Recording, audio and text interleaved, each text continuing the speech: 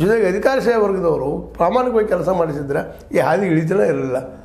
ನಾ ಯಾಕೆ ಈ ಸಂದರ್ಭ ಹೇಳಬೇಕಾಗಿದೆ ಅಂದರೆ ಅದರಲ್ಲೂ ಮುಖ್ಯವಾಗಿ ನಮ್ಮ ಸಂತೋಷ್ ಹೆಗಡೆ ಮತ್ತು ಎಸ್ ಹಿರೇಮಠ ನೆಲಗಟ್ಟಿನೆಲ್ಲ ಹೌದು ಇದು ವಸೂಲಿ ಆಗಬೇಕು ಮತ್ತು ನಾವೆಲ್ಲರೂ ಕೇಳಬೇಕಿದ್ದನ್ನು ಮತ್ತು ಸರ್ಕಾರ ಇದನ್ನು ಮಾಡಬೇಕು ಅನ್ನುವಂಥ ಸ್ಥಿತಿಗೆ ನಾವು ಬಂದಿರಬೇಕಾಗಿದೆ. ಏನಾದರೂ ಈಗ ಪ್ರತಿಯೊಬ್ಬರು ಏನು ಮಾಡ್ತಾರೆ, ಒಂದು 8-10 ವರ್ಷ ಶಿಕ್ಷೆಪ್ಪ ಮ್ಯಾಲಿನಾಗೋದು ಒಂದು 10-20 ಲಕ್ಷ ರೂಪಾಯಿ ದಂಡ. ಏನಾಗುತ್ತೆ ದಂಡದಿಂದ? ಸಾವಿರಾರು ಕೋಟಿ ರೂಪಾಯಿ, ನೂರಾರು ಕೋಟಿ ರೂಪಾಯಿ ಹೊಡೆದಾಗ ಅದರಿಂದ ಆಯಿತು.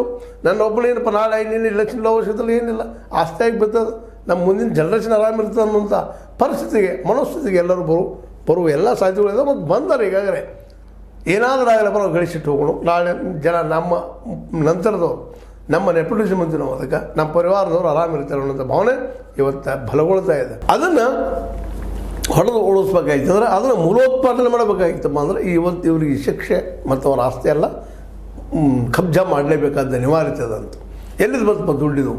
ಇನ್ನೂ ಇದ್ದಾವ 20 ಕೇಸುಗಳಿದ್ದಾವೆ. ಈಗ ಒಂದಿದು ಈ ಎಲ್ಲ ನೆಲೆಯಲ್ಲಿ ಒಂದು ಆದರ್ಶ ಆಗಬೇಕಾಗಿದೆ ಸಿದ್ದರಾಮಯ್ಯ ಸರ್ಕಾರ.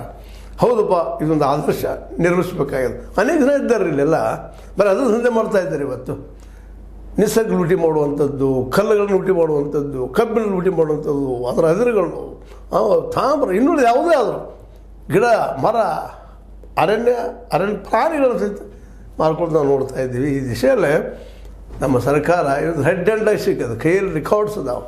ಅದರ ಮೂಲಕ ಆ ದುಡ್ಡನ್ನು ವಸೂಲಿ ಮಾಡಿಸೋದು ಅಷ್ಟೇ ಅಲ್ಲ, ಇನ್ನುಳಿದ ಕೇಸುಗಳು ಸಹಿತ ನಡೆಯುವಂಗೆ ಮಾಡುವಂಥ ಕೆಲಸ ಇವ್ರದ್ದಾಗಿದೆ.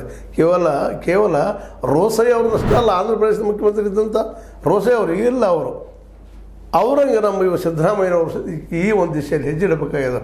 ಇದರಲ್ಲಿ ಯಡಿಯೂರಪ್ಪನವರ ಹಸ್ತಕ್ಷೇಪದ ಹಿಂದಿನ ನುಡಿದು ನಾವು ಆ ಸಾವಿರಾರು ಕೋಟಿ ರೂಪಾಯಿ ಅದ್ರ ದಾಟಿದ್ದನ್ನು ಆಳದಾಗ ಏನೋ ಉಳ್ಕೊಂಡು ಬರ್ತಾ ಇದ್ದಾರೆ ಎಲ್ಲರೂ, ಅದು ಉಳಿದಾಗಬಾರ್ದು. ಅಂದರೆ ನಂತರ ಏನಾಗಿ ಬಿಡ್ತದೆ ಜನಸಾಮಾನ್ಯರೆಲ್ಲ ಏನಾದರೂ ಶಿಕ್ಷೆ